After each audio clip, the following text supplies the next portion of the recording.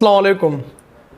आज जब मैं अपनी ये वीडियो रिकॉर्ड करने जा रहा हूँ तो इस वक्त पूरे पाकिस्तान में इंटरनेट की बंदिश है और मैं जब इसको अपलोड करूँगा तो शायद कहीं बहुत देर हो चुकी होगी। कुछ मखसूस लोगों की वजह से एक मजलूम कौम को न जाने कितनी ही अपनी तनकीद की जद में ला चुके होंगे। ये पूरी कहानी समझाने के लिए मैं आप लोगों को आज से 4 महीने पहले ले जाता हूँ। 4 महीने पहले लाहौर में एक फेस्टिवल होता है थिंक फेस्ट के नाम से, जहाँ पर मैं मुल्क के तमाम बड़े बड़े सहाफ़ियों से सिर्फ़ एक सवाल करता हूँ। वो सवाल कुछ यूँ होता है कि आप लोग तमाम बुनियादी हकूक़ से महरूम पख्तूनों की आवाज़ अपने चैनल्स के थ्रू क्यों नहीं दिखाते, उनको अपने इस बुनियादी हक़ से महरूम क्यों कर रहे हैं। ये सवाल पूछने के बाद मैं इसकी वीडियो अपने फेसबुक की प्रोफाइल पर अपलोड कर देता हूँ। अपलोड करने के बाद वहाँ पर लोग मुझे तनकीद का निशाना बना देते हैं। वहाँ पर तरह तरह के कमेंट्स करते हैं, तरह तरह की बातें लिखते हैं, यहाँ तक कि मुझे गाली देना भी लोग शुरू कर देते हैं। मैंने तब किसी को जवाब नहीं दिया, ये सोचकर जवाब नहीं दिया कि कहीं ऐसी कौमियत के नाम पर कोई आग ना लगे। मैं खामोश हो गया क्योंकि मैंने हमेशा अपनी ज़ात पर हमला करने वालों को कभी भी बराह रास्त जवाब नहीं दिया, लेकिन आज जवाब देने पर मैं मजबूर हूँ। आज भी मैं जिसको जवाब देने जा रहा हूँ वो भी मेरी अपनी ज़ात पर हमला नहीं है, वो भी मुझ पर कोई तनकीद नहीं है। वो तनकीद भी इस मजलूम कौम पर तनकीद है, बल्कि तनकीद नहीं, एक झूठा प्रोपेगेंडा है, एक झूठा इल्ज़ाम है। कुछ दिन पहले पाकिस्तान तहरीक इंसाफ के रहनुमा इमरान खान गिरफ्तार होते हैं। गिरफ्तार होने के बाद उनके सपोर्टर्स पूरे मुल्क में एहतजाज शुरू कर देते हैं। अपने अपने सूबों में, अपने अपने इलाकों में लोग एहतजाज करते हैं।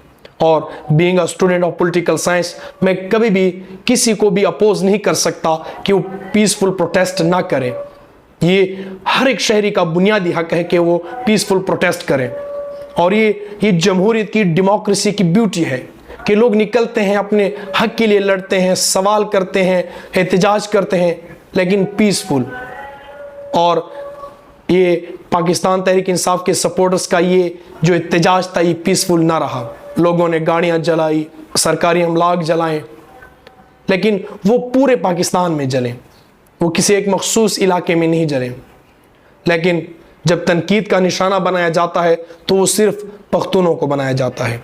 एक ट्विटर अकाउंट है जो शमा जुनेजो के नाम से है, वो एक वीडियो ट्वीट करती है जिस पर वो कैप्शन में लिखती है कि ना तो ये तालिबान है और ना ये इंडिया के लोग हैं, ये पाकिस्तान तहरीक इंसाफ के सपोर्टर हैं।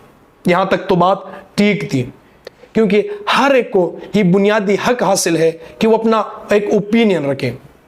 हर एक दूसरे से इख्तिलाफ रखने का हक रख सकता है, लेकिन बात शुरू होती है इसके बाद। एक और ट्विटर अकाउंट है सिविल सर्वेंट के नाम से, जो वो इसी ट्वीट को रीट्वीट करके कुछ यूं लिखता है कि 18 से 25 साल के पश्तून लड़के साफ नजर आ रहे हैं।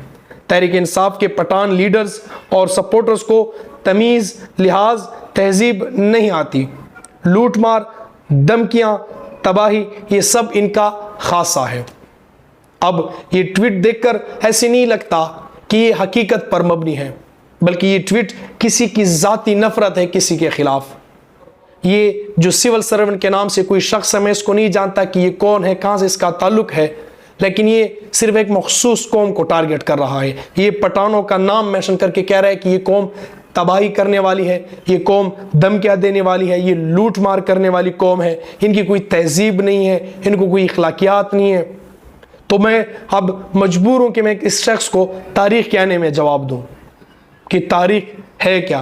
लेकिन इससे पहले मैं इस शख्स को इनके अकाउंट की याद दिलाना चाहता हूँ, क्योंकि ये जो खुद को सीनियर सिविल सर्वेंट शो कर रहा है और ये ब्यूरोक्रेसी, ये भी इनके अकाउंट की यहाँ पर बाकायजात है।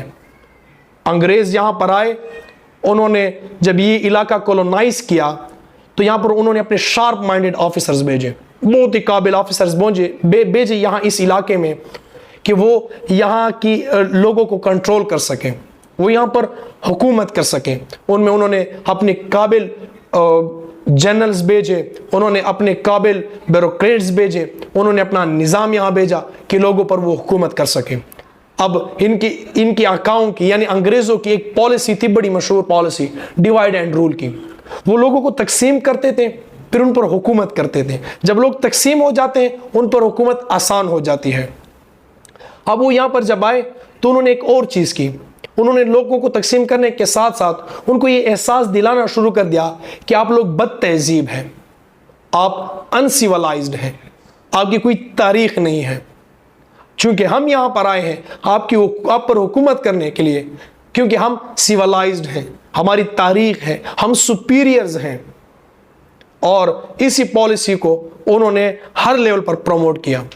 जितनी भी ब्यूरोक्रेट्स या जनरल्स पख्तूनों के इलाकों में आए, उन्होंने देखा कि ये लोग सिविलाइज्ड हैं, इन लोग की एक बहुत बड़ी तारीख है, इनकी एक बहुत बड़ी जदोजहद है, इनको इनकी तारीख से अलग कर दिया जाए, पख्तूनों को उनकी अपनी शनाख्त से अलग कर दिया जाए। उन्होंने यहाँ पर काम शुरू किया, उन्होंने किताबें लिखी। जो ब्यूरोक्रेट्स थे, यहाँ पर ऑफिसर्स थे, जनरल्स थे, जितने भी लोग थे यहाँ पर आए ब्रिटिश के, उन्होंने यहाँ पर किताबें लिखी, इन लोगों पर किताबें लिखी। और फिर उसके बाद वो जाकर पब्लिश हुई और उसमें दिखाया गया कि ये जो तारीख है, ये जो हम बयान कर रहे हैं, ये हकीकत पर मबनी है, ये पख्तूनों की यही तारीख है।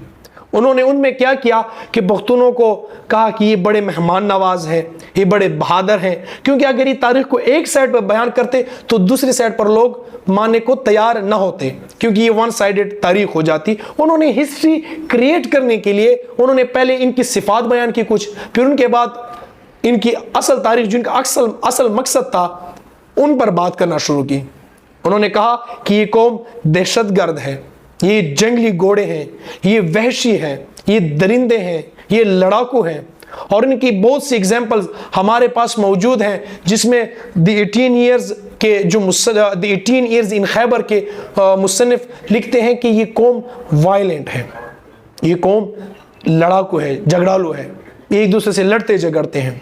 मेजर जेम्स के राइटिंग उठा के देख ले, उन्होंने कहा कि ये लोग लूट मार करते हैं, ये लोग दहशतगर्द हैं, ये लोग एक किस्म की तबाही मचाने वाले हैं। उसके बाद और भी ऐसी बहुत सी किताबें हैं जिनमें उन्होंने पख्तूनों की तारीख को आगे पीछे उलट पुलट करके उनको एक नई रंग दिया और लोगों के सामने पेश कर दिया। यहाँ पर मैं आपको एक और एग्जाम्पल देना चाहूँ तो एक राइटर है, वो यास्मीन सिकियां, वो अपनी किताब engender violence and empire construction of the Muslim women in the time of India में लिखती है कि जब अंग्रेज यहाँ पर आए तो उन्होंने सबसे पहले क्या किया, उन्होंने पख्तूनों के मर्दों को दहशतगर्द और जालिम के रूप में दिखाना शुरू किया।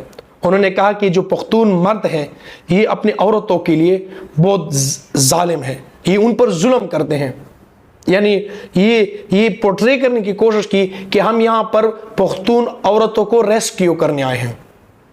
ये तारीख के साथ बहुत बड़ा खिलवाड़ था, क्योंकि अगर आप पख्तूनों की तारीख उठाकर देख लें तो ऐसे बिल्कुल भी नहीं है। पख्तून एक रोमांटिक कौम है, आप इनकी पोइट्री उठा के देख लें, आपको सबसे पहले तारीख में अगर रोमांटिसिज्म कहीं नजर आएगी तो पख्तूनों में नजर आएगी। आप जितनी भी मोहब्बत की कहानियां, लव स्टोरियां उठा के देख लें, आपको वहां पर पख्तूनों की सबसे मशहूर राइटर्स, पोइट्स बहुत जगहों पर मिलेंगे। यहाँ तक कि उनकी ट्रांसलेशन हो चुकी है इंग्लिश में, बहुत दूसरी जबानों में उनकी स्टोरियां ट्रांसलेट हो चुकी हैं। लेकिन यहाँ पर अंग्रेज क्या कर रहा है, यहाँ पर जो ब्रिटिशर आए थे वो क्या कर रहे हैं, वो लोगों को ये दिखाने की कोशिश कर रहे हैं कि पख्तून मर्द जालिम है और अपनी औरतों पर जुल्म करते हैं। तो अंग्रेजों ने यहाँ पर आकर पख्तूनों की तारीख को एक नई शक्ल दी, उनको रिकंस्ट्रक्ट किया और फिर उसके बाद लोगों को दिखाना शुरू किया, लोगों को फीड करना शुरू किया। और चूंकि ये जो लोग हैं, ये जो आज हम पर तनकीद कर रहे हैं, पख्तूनों पर तनकीद कर रहे हैं कि पख्तून सिविलाइज नहीं है, ये एक दहशतगर्द कौम है, ये तबाही करने वाली कौम है, ये अनपढ़ जाहिल कौम है, ये भी उन्हीं की बकाया जात है, ये भी अंग्रेजों की बकाया जात है। और मैं अक्सर कहता हूं कि अंग्रेज जा चुका है लेकिन डीकोलोनाइजेशन नहीं हुई। वो यही बात पर हम कहते हैं कि डीकोलोनाइजेशन इसलिए नहीं हुई कि इनके आका जो तब करते थे आज भी ये लोग ये कर रहे हैं। जब पख्तूनों ने पाकिस्तान के साथ इलाहा किया तो इस बुनियाद पर किया कि ये एक अलग रियासत होगी जहां पर हम एक आज़ाद खुद मुख्तार ज़िंदगी गुजार सकेंगे। लेकिन अंग्रेज़ जाते जाते अपनी बकाया जात यहाँ पर छोड़ कर चला गया, और वो आज भी बगैर सबूत के, बगैर दलील के कुछ भी बोलते जा रहे हैं, तनकीद करते जा रहे हैं बगैर किसी सबूत के, दलील के। और अगर पख्तूनों की अमन परस्ती की मैं कुछ मिसालें देना चाहता हूँ। अगर पख्तून अमन परस्त ना होते, वो अमन से मोहब्बत ना करने वाले होते, तो क्या बुद्धा स्वात में आकर आबाद होता? क्या वो अपनी तबलीग यहाँ पर आकर करता पख्तूनों के इलाके में? अगर पश्तून दहशतगर्द होते, अगर तबाही करने का वाले होते, तो टकर वाकया जिसमें इस कौम ने एक दिन में 70 से ज़्यादा लाशें उठाई, उसके बाद ये तबाही इन्होंने क्यों नहीं की? इन्होंने बंदूक क्यों नहीं उठाई?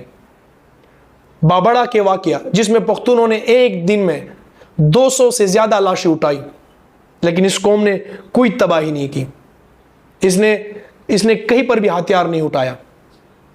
तो ये कैसी तबाही करने वाले हैं? ये आप इनको कैसे दहशतगर्द कह सकते हैं? इनकी तारीख को आप कैसे मसख कर सकते हैं? बादशाह खान की एग्जाम्पल ले लें। हम दुनिया में अदम तशद्दुद का जो सबसे बड़ा मसीहा समझते हैं वो गांधी को समझते हैं, लेकिन आप तारीख उठा के देखें तो बहुत सी जगहों पर ये बयान हो चुका है कि ऐसे भी मौके आए हैं जहां पर गांधी जी ने अदम तशद्दुद की पॉलिसी की, नजरिए की पैरवी करना छोड़ दी थी, लेकिन वहां पर भी बादशाह खान ने अदम तशद्दुद का पहलू नहीं छोड़ा। अपने अदम तशद्दुद की नजरिए की जो भाग दौड़ थी वो नहीं छोड़ी। इस कौम ने कभी भी हथियार नहीं उठाए। गांधी खुद कहते हैं कि मैंने अदम तशद्दुद का जो नजरिया है ये मैंने बादशाह खान से सीखा है। ये कौम खान अब्दुल समद खान की पैरोकार है, पीर रो खान की पैरोकार है, ये खान वली खान की पैरोकार है, बादशाह खान की पैरोकार। ये दहशतगर्द, ये कैसे तबाही करने वाले हो सकते हैं? आप इनकी कौम, इनकी तारीख कैसे मसख कर सकते हैं? ये कोई आज की तारीख नहीं है। ये जो पख्तूनों की तारीख है ये 1000 सालों पर मुहित है। लेकिन ये जो आज बयान की जा रही है, जिसमें बहुत से लोग गुमराह हो जाते हैं, उनको पढ़ के ये समझते हैं कि शायद ये पख्तूनों की तारीख है। ये जो मार्केट में इजीली बुक्स अवेलेबल है, ये पख्तूनों की असल तारीख नहीं है। ये 100 साल पुरानी तारीख है। जो यहाँ पर अंग्रेज़ के ऑफिसर्स आए, या फिर पख्तूनों के इलाकों में आज की भी कोई ऑफिसर्स वहाँ पे जाते हैं, कोई ब्यूरोक्रेट्स जाते हैं, कोई जनरल जाते हैं, वो खुद किताबें लिखते हैं। वो उनको एक जंगली घोड़े, वहशी दरिंदे के रूप में लिखते हैं। ये आए 10 साल गुजारे, 5 साल गुजारे, जो देखा, जिनके साथ हुआ, अपने एक मखसूस एंगल से वो लिखना शुरू कर दिया। और ये जितने भी मुसव्विर, यानी ये राइटर्स, जिनको मैं मुसव्विर कहता हूँ क्योंकि इन्होंने ये तस्वीर बिगाड़ी है पख्तूनों की। इन्होंने पख्तूनों को सामने रखा, उनकी तस्वीर सामने रखी, उसमें साज, अमन, मोहब्बत, इन सब रंग मिटाकर इनमें गोला बारूद भरा गया और इनकी सरजमीन को गोला बारूद के धुओं से भर दिया।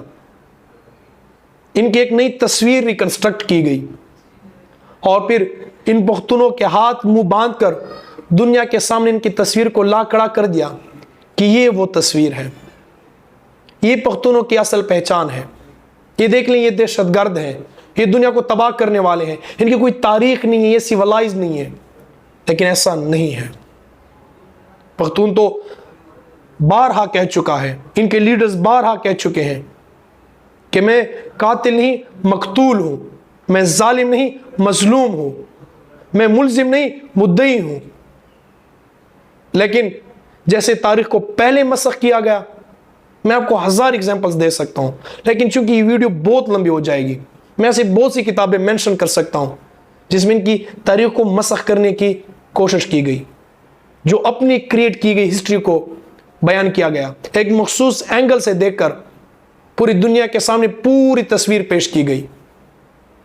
मैं इस शख्स को इसलिए जवाब दे रहा हूं कि इसने इस पख्तून कौम की दिल आज़ारी की, इन पर झूठ तोपा गया, इसने इस पूरी कौम की तजलील की।